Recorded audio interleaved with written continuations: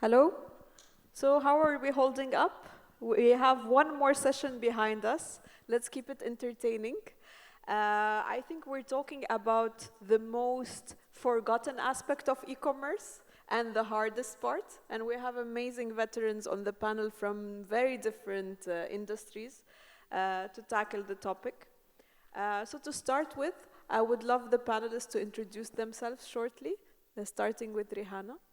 Thank you, Darren, and hello to my fellow panelists, and good evening, everyone. I'm Rihanna Raj. I'm heading the operations for the supermarket chain Choithrums, which this year is completing 50 years of serving the UAE customers. So I'm heading the sales and the day-to-day operations of the brick-and-mortar stores. E-commerce, we have our own e-commerce channel by name choithrums.com. We're also on marketplace platform aggregators, as well as we are the exclusive sourcing partners for Deliveroo Hop. We're also into the B2B channel, servicing our general trade as well as corporate customers. So I'm looking forward to some insightful discussion here. Thank you, for passing the word. Good evening, everyone. My name is Max Avtukhov. I'm CEO of Yango Tech. We provide technologies to retailers and e-grocers. Basically, we provide two pillars. First is about the e-grocery enablement. So if any challenge occurs for retailer to break in online and be competitive, we can surely solve it. And second pillar is about building digital trace of products in offline stores by installing computer vision, by installing cameras, computer vision, and building services on top of it. So what we achieved so far? So we have 11 partners in 10 countries. Our platform powers $1.3 billion GMV on annual basis, and we're happy to be here in the most vibrant market globally. So thank you very much for the invitation. Hi, good evening, ladies and gentlemen. Good evening, and my fellow panelists. Malini Ori, founder of Sante Self-Care. And I think that's very self-explanatory. We need to look after ourselves before we go out in the world to fight our battles. So my product is 100% natural, homegrown UAE brand, which encourages self-care. And we sell in the markets directly, and we are online with a lot of help from people like Minal on her platform. And it's a product which helps you to center, to look after yourself, to be healthy. And while you're looking after yourself, because it's a natural product, you're not getting ill in the bargain of trying to look good and young. So over to Minal now. Thank you, Malini, for paving the way for my introduction. Hi, everyone. I'm Meenal, and I'm the founder of Beauty Binge. We're a clean beauty platform dedicated to all those looking to make the clean shift. We launched back in 2020 with a primary goal on bringing in products that not only impacted positively your body, but also our community and the environment at large. Last year, I launched my second startup, Siate, which is a gender-neutral fragrance and wellness brand. And with both Beauty Binge and Siate, the goal has been to try and incorporate sustainable practices in a way that also meets clients' and customer expectations and experience. So I'm looking forward to dwelling deeper onto this subject today with this wonderful panel. Thank you. Thank you, Minal. My name is Alfred James. I'm part of Lulu Group International as the Deputy General Manager for Group eCommerce. Lulu Group International is one of the largest and the leading retailers within the region, selling groceries and general merchandise with a significant offline presence as well, upwards of 200 plus stores in the region, and then an e-commerce presence as well. Thanks, Alfred. Hi, everyone. Good evening. My name is Mayank, and I head the Middle East business for Kalera. And we at Kalera, we offer communication platforms, so we're a technology provider to all the retail and e-commerce brands in the Middle East. So we help simplify them their communication challenges when it comes to communicating it with their customers.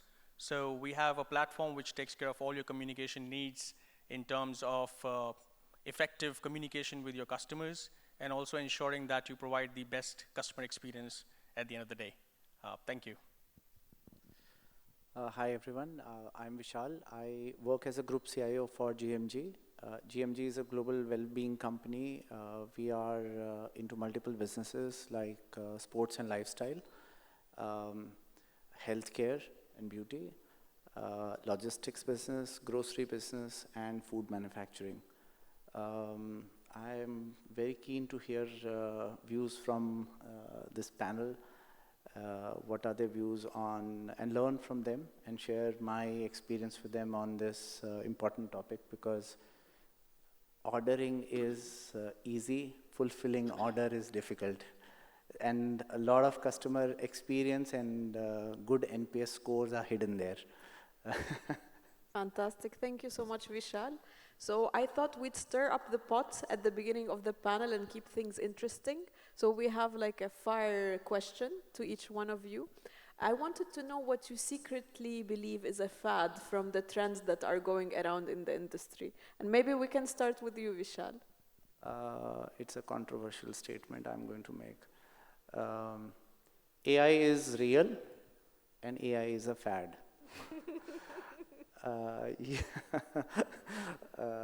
You need to know basically what problem you are trying to solve and stay focused. Then if you know what problem you are trying to solve, the how part becomes simpler. Yeah, I think I would like to add to what Vishal said, because AI is something which is, of course, changing lives. But I would not completely agree that it's a fad, because our technology is actually working on that particular platform. And we have seen some good results coming out of it. So yeah, I think nothing much to add on that same topic. I would correlate with Vishal as well. We both come in from the same industry too. AI definitely, I think there's a lot of debate around AI these days and the usability of certain features as well. But I think the adoption of it is going to take time. I think it's a long lead as well, and looking forward to seeing what AI brings, over a 5-year span of time. And also what I would like to add on is, apart from AI, it's also, I would say changing customer expectations as well, and the challenges that retailers face most of the time. So, especially within the grocery space, the biggest challenge for us is how to deliver faster to customers. That's a usual challenge that we face, and I think that's where really, the complexity lies, and how retailers solve those problems as well. Great. Minal, any other trends that you'd like to discuss? Yeah, I think I'm stepping away a little bit from the AI convo, and I think for me, and in our industry, and I think Malini would probably agree, is I think there's a lot of greenwashing that generally goes about, and I think these claims made on all things vegan being great, and all things that are chemically laden are terrible, and really just statements made about organic, vegan, natural, and what does it really mean? So I think these statements somewhere come within, a fad, but in the sense that people truly need to understand what is the impact of certain ingredients and what do these labels mean. So in the beauty industry, for example, not everything vegan necessarily means it's clean. And similarly, not everything that's natural is meant to be as natural. I mean, it will still have certain healthy chemicals to keep the balance of the product and to maintain certain structural components of that product. So I think a lot of statements are passed through when it comes to marketing and claims, and not everything is as authentic. And I think we as customers also need to do our due diligence in asking the right questions to people when it comes to any kind of brand representation. Absolutely. For the last few years, that the audience is very educated in one way, or rather less educated. They ask silly questions sometimes. I'll have a lady walk up to me, she's drinking a fizzy drink, and he's saying, but is that safe? I'm pregnant, but is that cream of yours safe for me? And they have never checked behind the labels of the products they buy in the market, in the supermarket, with all due respects. And out of that, probably 70% may not be very good for you. But again, like she said, everything natural is not necessarily not going to cause an allergy to somebody. And everything chemical may not harm somebody. It depends on how we imbibe it, how we use it. If you're using too much of a particular, let's say, a preservative, then the body starts reacting with it. 40 years back, a preservative was used less, and we were not doing so much. Our mothers and grandmothers put a cream from the milk. So if they used a body lotion once a day, it was not a big deal. Now from here to here, we are using stuff. So we have to use the social media with a pinch of salt. And what I notice very often is that if one trend starts, then everyone is telling you this is the best thing, is the best thing, is the best thing. That's not true. One type of medicine helps one person, pain medicine, and it doesn't work on another person, even if it's been tried for the last 30 years. So we have to do due diligence and see what works for us. And again, the story of being a fad, everything is a fad for some time. Facebook, we all couldn't live without. Then WhatsApp came, LinkedIn came, and now we have AI. So we're all also moving towards that, but there's a lot of fake stuff in that. Our skin looks different, even with Facebook and the filters. So we have to be able to take out and understand what is better and best for us, and not believe everything what we see on the social media. That's a great statement. Don't believe everything that you see.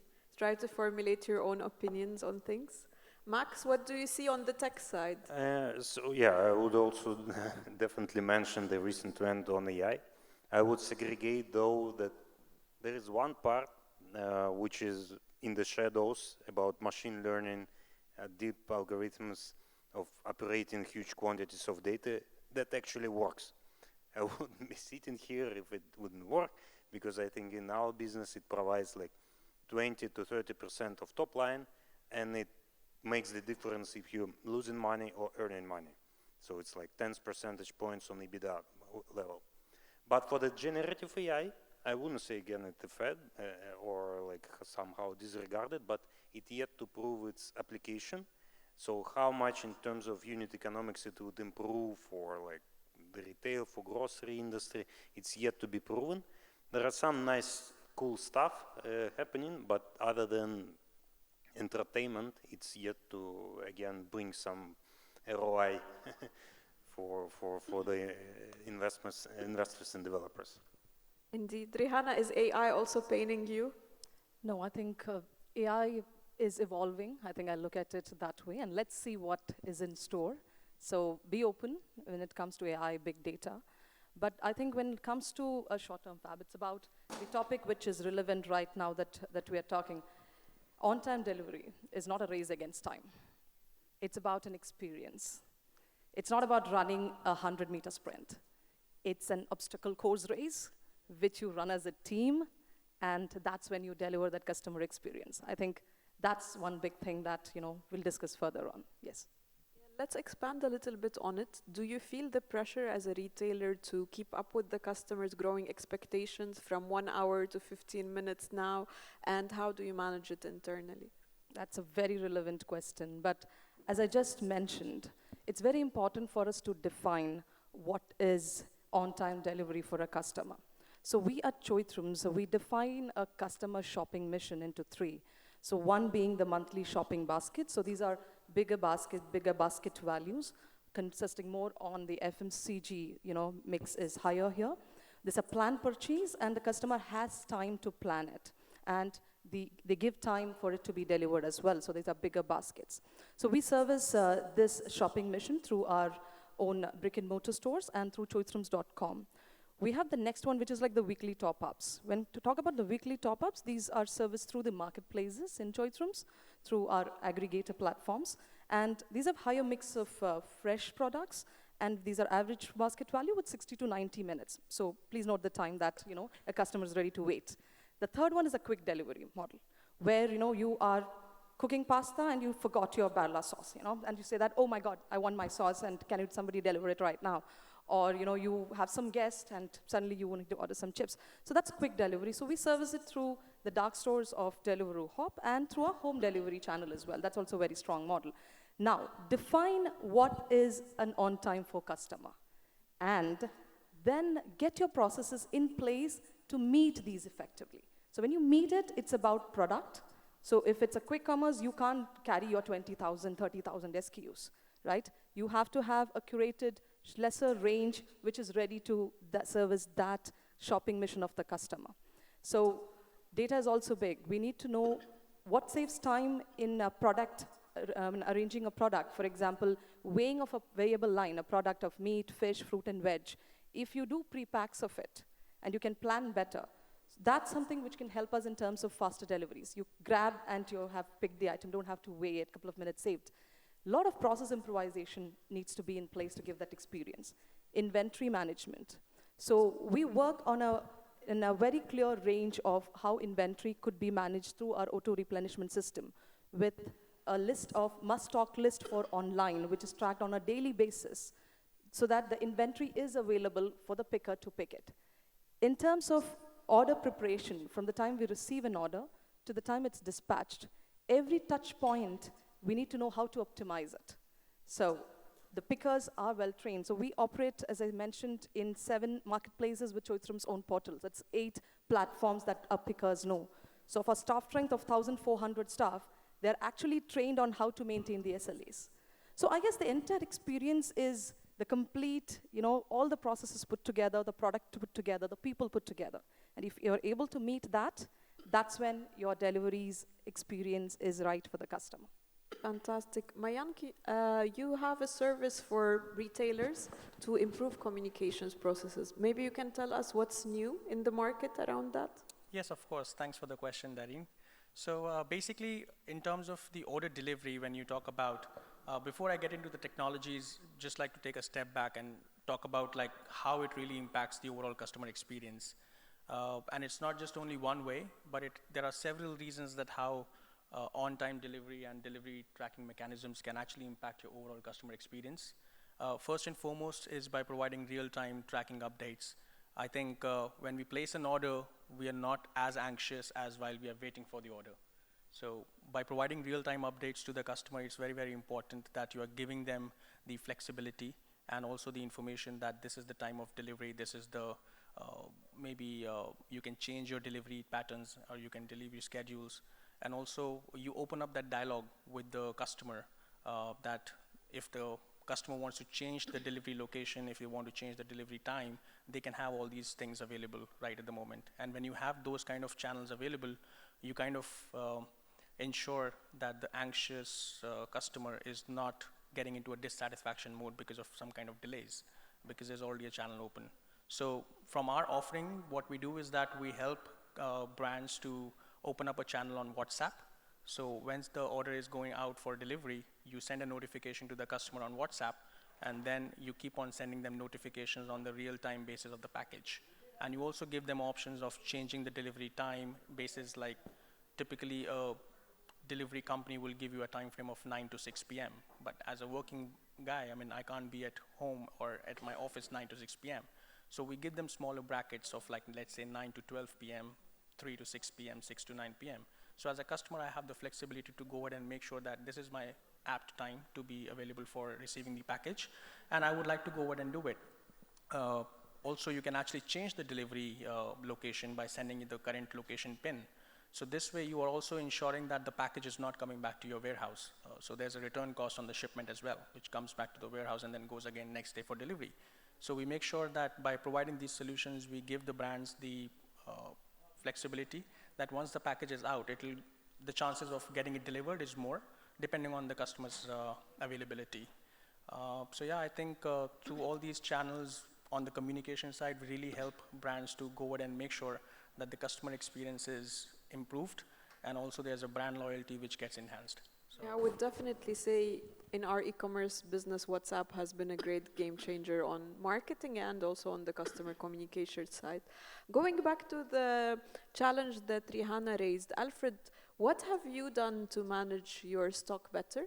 And are there any challenges that you'd like to solve? From a stock management perspective, I think centralized inventory management system has helped us. Having offline inventory levels visible to online customers has definitely helped us manage our stock much better.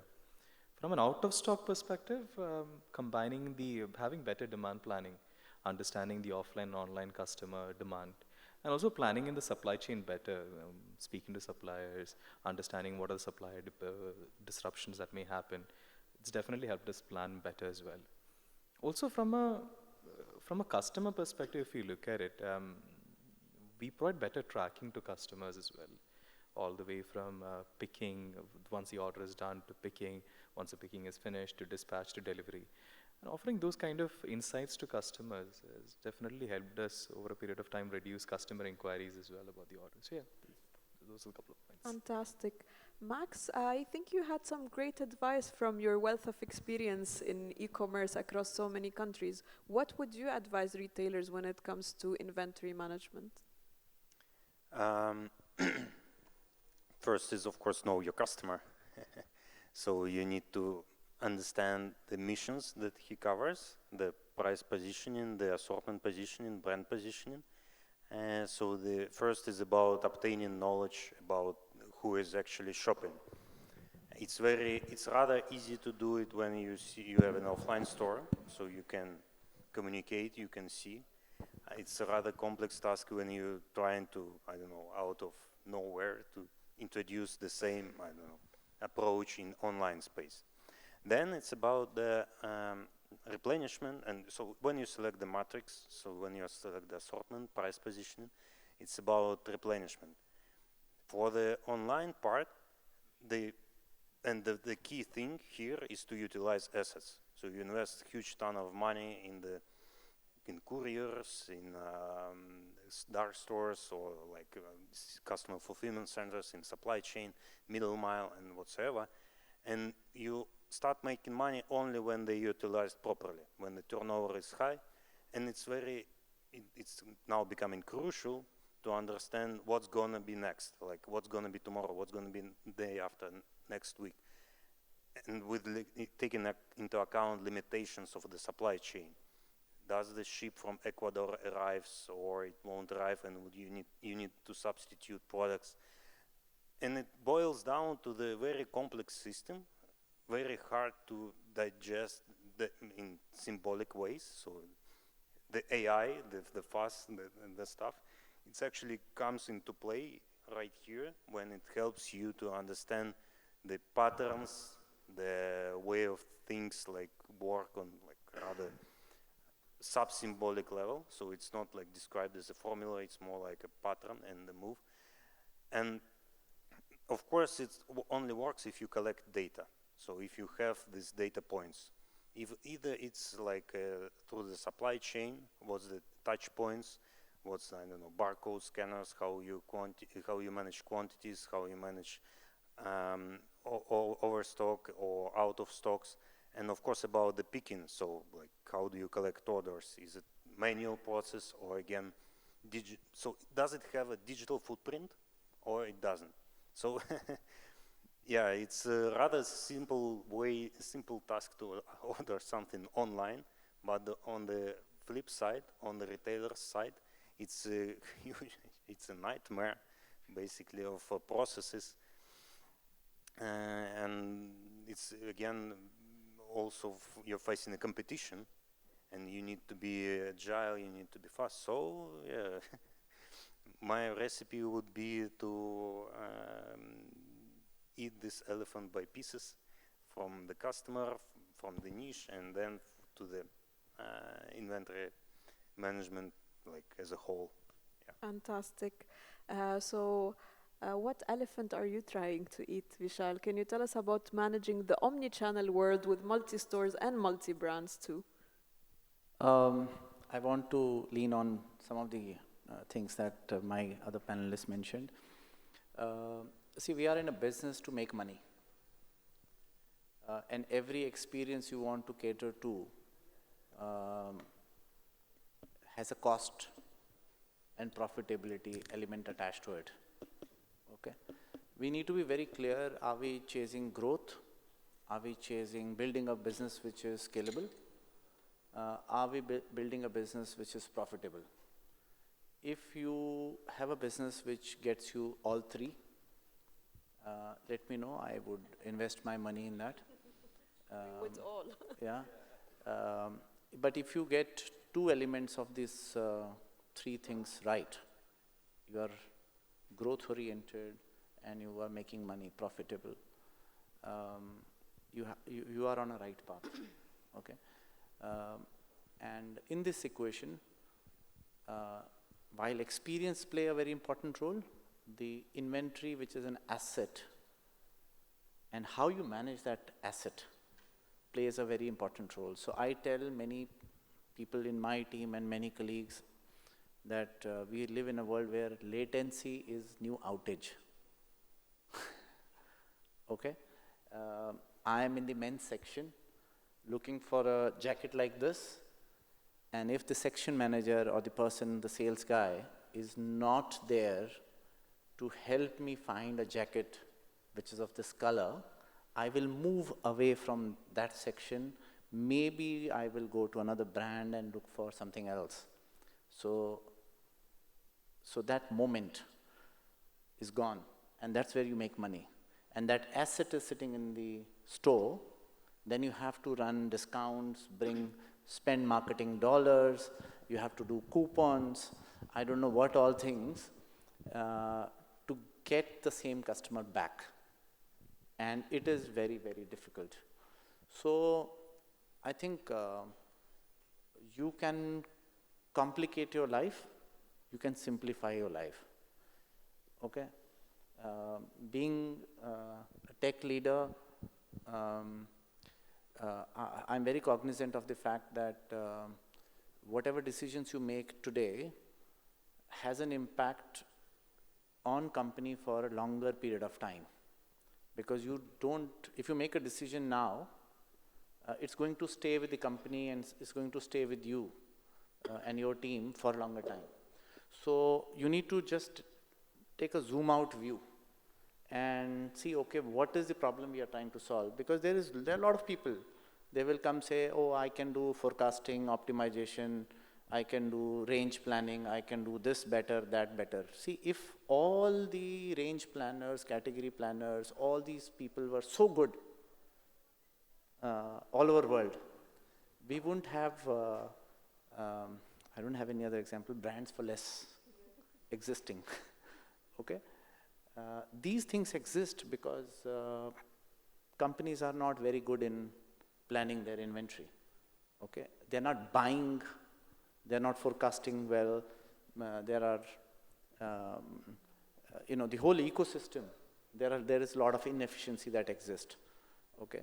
And fashion is one of the greatest, one of the major contributor for the landfill.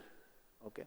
So we were talking about, she mentioned about I'm making pasta and somebody will show up and then I need a quick commerce. Sorry, I don't believe in that, because when I was young, that time, people used to come without any appointment. People used to just show up. These days, our societies are becoming closed. People check with each other. Are you available at this time? Only then I'll come. You plan your visit. You buy some gifts, even if it's of no reason. Okay? And then you show up to somebody's house. So, see, we never asked for 15-minute delivery or 10-minute delivery or half an hour delivery, because somebody brought that equation, service equation. Hence, you are forced to react because customers started getting it. Once you start getting something, even if you didn't want it, you start saying, okay, now this has become a bare minimum that you can get something like this. And there are startups and there are companies in many countries. They are not doing fast grocery delivery. And there is a company I want to mention here. It's not here, fortunately. If they come here, they will run for money for many, many grocery companies here. That company name is Milk Basket. Please do a study. They do more than 250,000 orders a day. They are in India. Okay? So they do more than 250,000 orders a day, grocery company, and they are profitable. Okay? And they don't do this quick commerce. You place an order with them 11:58, midnight, just before 12 o'clock. You have your order at your door morning 6 o'clock or maybe max 6:30. Okay, they make money. So people are, not everybody is running after. The point I'm trying to make is every experience has a cost. Number two, you have to decide, every company has to decide whether they are chasing growth plus profitability or something else, valuation or something else. So you need to make your own call here, and then you take a look at what is right, what is wrong. And then you make your technology choices, people choices, capability choices, and the operational choices. Fantastic. Unfortunately, our time is up. I really had some more interesting questions for all of us. Thank you for all the panelists. And You just need to press Del to reset. feel free to Ours talk is to the the last- panelists outside. Ours is the last panel, or There's one more panel One more eagerly panel? We've waiting got to one go more on panel. stage. Yes. can we take one question, if that's allowed? We've run out of time, unfortunately. But anybody, if you do want to speak to any of the members of the panel, then please come and have a chat with them off stage. That'd be wonderful. Just that we've got another group of people waiting to go. So thank you very much. Panel, appreciate your time. Well done indeed. Wonderful, insightful you. panel.